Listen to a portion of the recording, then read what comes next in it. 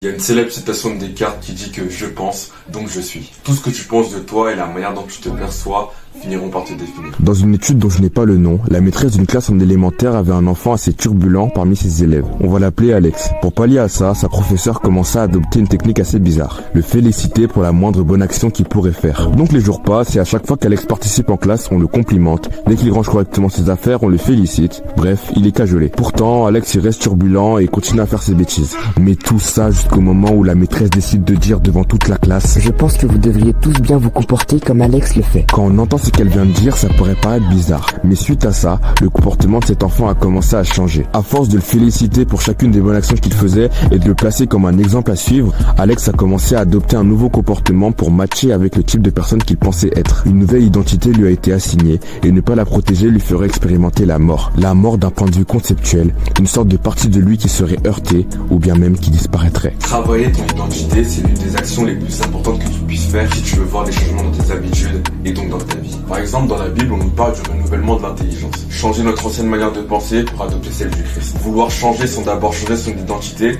c'est comme vouloir dunker sans avoir la force de sauter.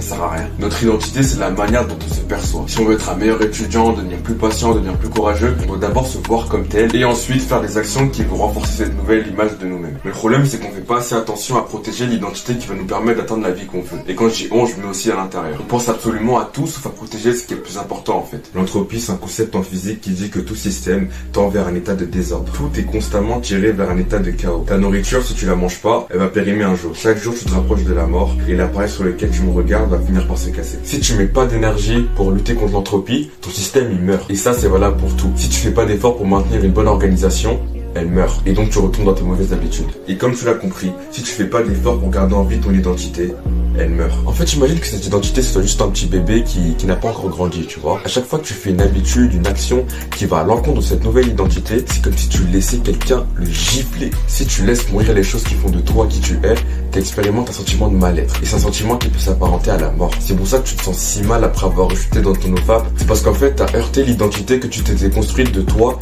qui n'était pas un branleur. En fait. Regarde pas comment je suis habillé, je suis un peu malade aujourd'hui. Juste pour te dire que tout ce que je t'ai dit jusqu'avant, ça marche aussi pour le sens inverse. Ça veut dire que si tu veux stopper de porter une identité en particulier, tu dois passer par les mêmes processus. Tu dois faire en sorte que cette identité-là, elle meure. Pour la petite histoire, avant, j'étais un gars très colérique. Que ce soit pendant que je joue à un jeu vidéo, que ce soit pendant que je fasse du sport, que ce soit pendant que on me dise un truc ou quelque chose n'aille pas, je m'énerve vite, tu vois. Enfin, je m'énervais vite. Déjà, ça m'arrivait de m'énerver pour des trucs assez bêtes, tu vois, du style, par exemple, je rentre chez moi et quelqu'un il a oublié d'enlever la clé derrière la porte. Du coup, je peux pas rentrer. Ça m'énervait, ça. Je rentre chez moi, je vais attendre à manger un plat en particulier. Je vois que mes frères, ils ont tout terminé. Ma mère qui m'envoie faire des courses à l'autre bout du monde alors que j'ai un emploi du temps à respecter. Enfin bref, c'est des trucs qui sont très banals, tu vois, qui peuvent arriver dans la vie de tous les jours, mais c'est des trucs qui pouvaient vraiment beaucoup m'énerver. Et c'est plus que oh c'est chiant, mais je le fais quand même. Non, ça m'énervait vraiment.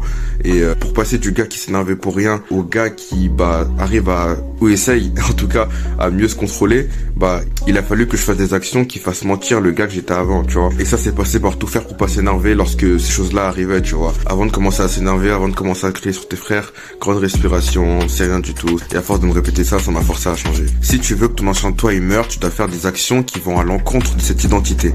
Le message aujourd'hui, il est simple. Cours pas après l'objectif, mais après l'identité qui peut l'atteindre. Développe cette identité, fais-la grandir à travers des actions quotidiennes et protège-la du mieux que tu peux en faisant attention à comment tu consommes, comment tu penses et comment tu agis. Bref, c'est tout pour moi. Continue à taffer mon gars, casse la soie de ton front que je prends à ton pain.